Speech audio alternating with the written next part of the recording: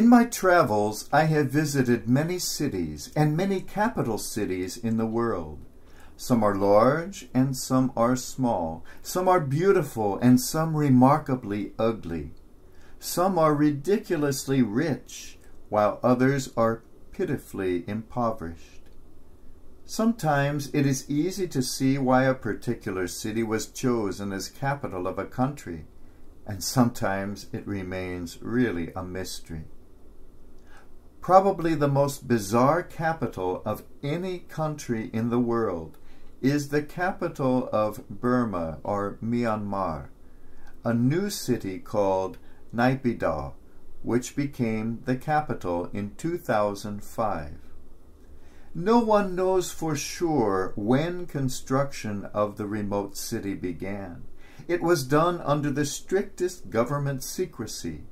Huge and lavish, spotlessly clean, it is 6 times the size of New York City, with over-the-top buildings, beautiful homes, 11-lane superhighways, enormous roundabouts with lavish colored fountains, spectacular lighting, ornate hotels, classy restaurants, a zoo, countless golf courses, a 33,000-seat stadium, a water park, Wi-Fi access everywhere, and a stunning replica of the famous gold-encrusted pagoda in Rangoon.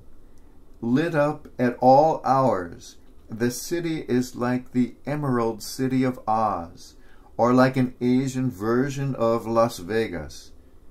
Except for one thing. There's nobody there. It is an empty ghost town, often described as looking like an enormous, lavish film set after the actors have gone home. An abandoned Disneyland without attractions.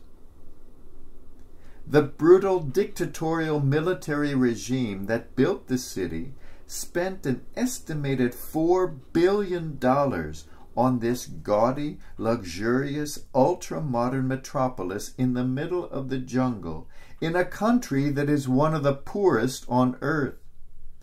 The bizarre, logic-defying order came from on high to relocate the capital 250 miles away to this place in the middle of nowhere. Government officials were forced to move under the threat of imprisonment, and many decided to fake serious health issues or opt for early retirement rather than move here. One sees no cars on the massive streets, and no people other than the official street sweepers clearing away imaginary litter left by imaginary people. The city goes unused, except by the government employees forced to be there and the foreign consultants who are forced to travel there to deal with the regime. The stores are empty, the houses empty, the soul of the city is full of emptiness. A grandiose city, but no one is home, and the few souls that are present are certainly not at home. What is home? What does it mean to be at home, to feel at home, to make a home?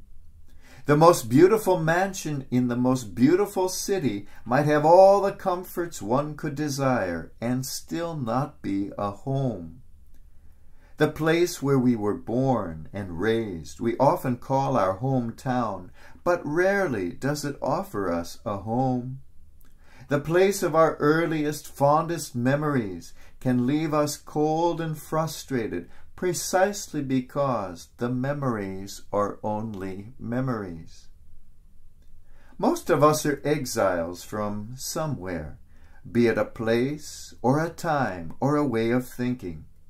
Most of us left for a reason, to escape something old or to seek something new. This week was the birthday of the Dalai Lama, perhaps the most well-known exile alive today. Since 1959, he has been forced to live far from the land he once called home, far from the beloved country he once ruled. Yet he has found his home in the hearts of all who have been touched by his wisdom and compassion, living out the words of the German poet Christian Morgenstern. Nicht da ist man daheim, wo man seinen Wohnsitz hat, sondern wo man verstanden wird. Home is not where you live, but where they understand you. And the Dalai Lama himself has reflected on his life of long exile, saying that home is where you feel at home and are treated well. He should know.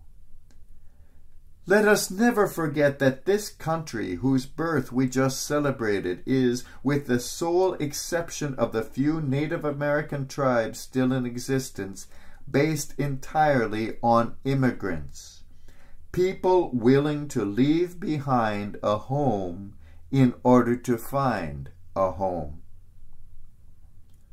Jesus himself had no illusions about our roots giving us any stability. He did not feel at all at home in the place where he was from, among the people with whom he was raised. The only place a prophet is not honored, he said, is in his hometown, among his relatives, and in his own house.